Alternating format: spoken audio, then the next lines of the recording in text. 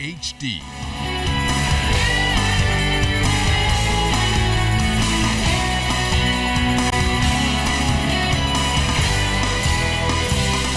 ZNS Network presents The Bahamas Tonight. This segment of the news is brought to you by BTC, powered by Lime.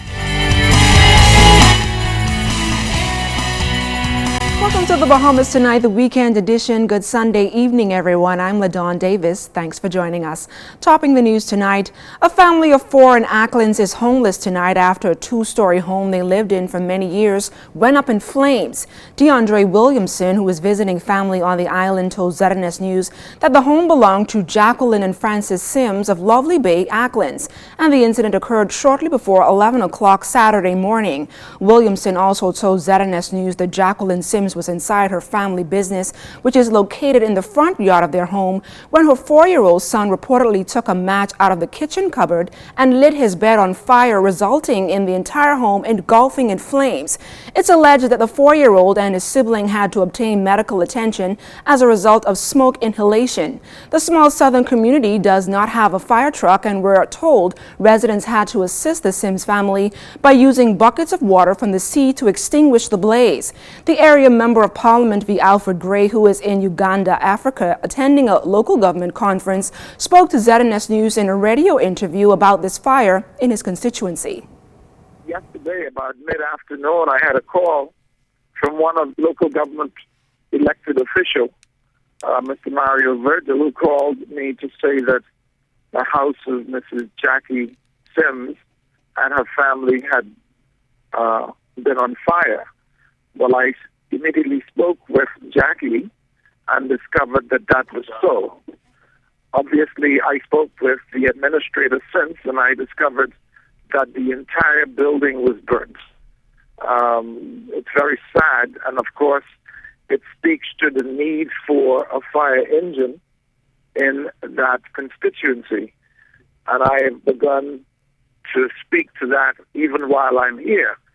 As to the need to ensure that the local government council begin the discussion together with the central government to provide a fire engine for perhaps every island in that constituency.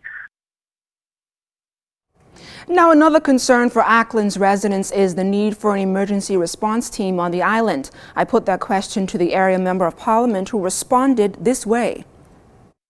Most of the family islands do not have ambulances, and Acklands is one of them. Megwana, Crooked Island, none of the islands in the southeast in particular do not have ambulances. And of course, you know, the government is continuing to do what it can within the framework of the resources available.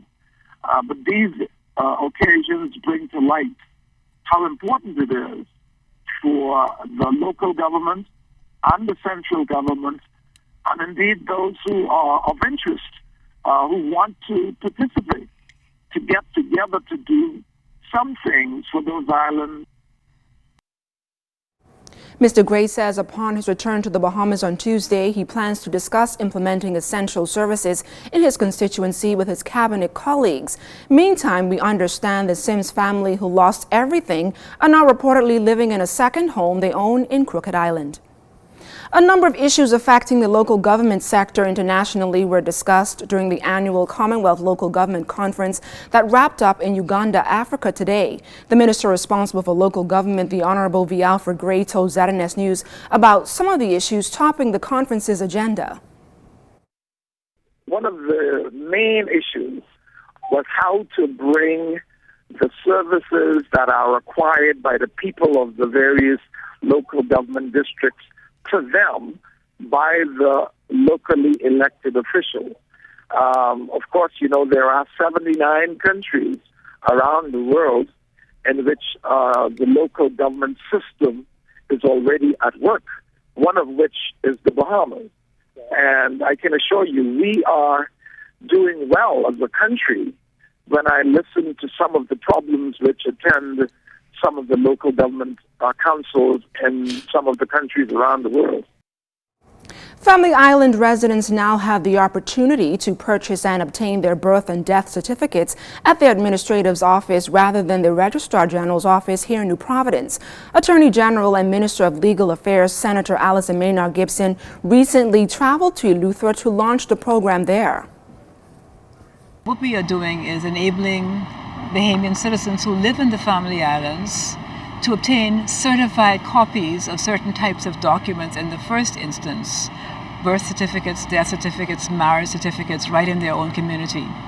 To give you an idea of the impact of this, while we were in North Eleuthera, a lady said to me, Ms. Gibson, I wish that you came last week.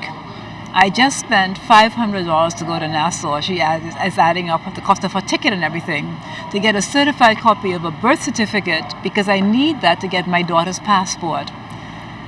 I could have, if it had been done last week, I could have spent $10 right here in my own community. Now, Attorney General Gibson listed other islands that will benefit from this new government initiative.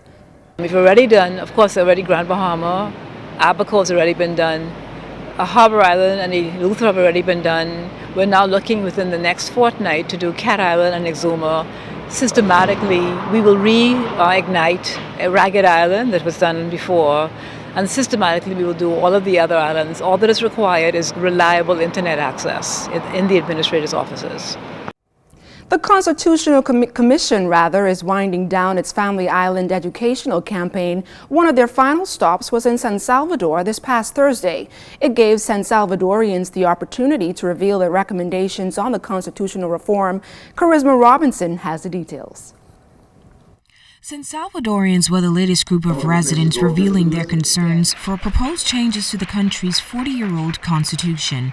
The commission, led by retired Justice Ruby Nottage, staged a town meeting at Riding Rock Marina in Coburn Town. This constitution is the supreme law of the land, and subject to the provisions of this constitution, it goes on to say, if any other law is inconsistent with this constitution shall prevail.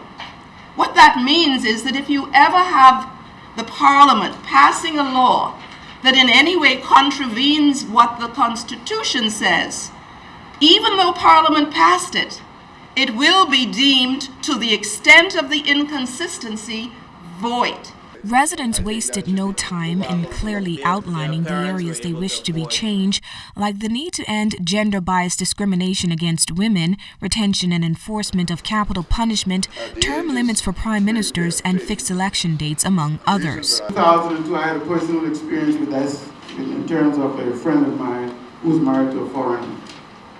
She went to the poll and she voted no, and she cried about it later. I think that the Senate should really be abolished. I don't think that it's really serving a very critical purpose in our country. If you look back in years gone back, when there was capital punishment, there was not this kind of stuff going on. And when we look at also the Bible, people are talking about it. The scriptures also said the law is for the lawless.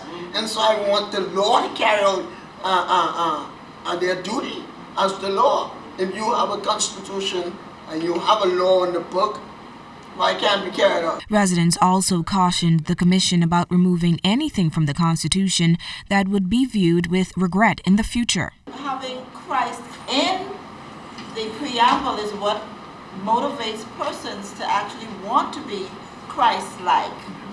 Okay, so I don't agree with taking the Christian values out. With the Privy Council, maybe a lot of us might want to do away with this Privy Council, but what do we get instead?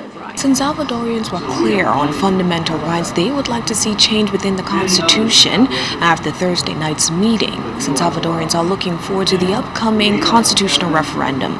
Kirsten Robinson, ZNS Network News. Thanks, Charisma. Senior Specialist for the Multilateral Investment Fund, a sub-department of the InterAmerican Development Bank, Wayne Beecher, encouraging Bahamians to seek funding for projects that will reduce the planet's carbon footprint. The department's mission is to find innovative ways to reduce poverty and stimulate economic growth through private sector-led interventions. In access here for basic services, we look at climate change adaptation, green energy technologies, public-private partnerships, and that's an emerging access area, very green at this time, but we are also looking for persons to partner there. If you have an interesting project that can use green technologies to reduce the energy costs, which you know is very high here in the Bahamas, that's an area of opportunity for partnership. Climate change adaptation you're susceptible to climate change given the sea level, the levels at which the cities are located. So that's an area that we could look at, enhancing fishing practices so that they're sustainable and friendly to the environment. In terms of public-private partnership, Beecher also advises interested Bahamian businesses to seek funding outside of their traditional markets. the access to market is also a very interesting agenda area, because it looks at developing the capacity of small and micro firms to access markets beyond their domestic field. That's important for a country like the Bahamas, a small population, a small market size, to be able to access markets outside of the Bahamas and to be competitive in the global marketplace. And we have one such project in development now. We can't really say much about that, but we do have one such project working with the Family Islands to leverage their capacity to compete in external markets. A new primary school student of the year was named yesterday. That story and more coming up.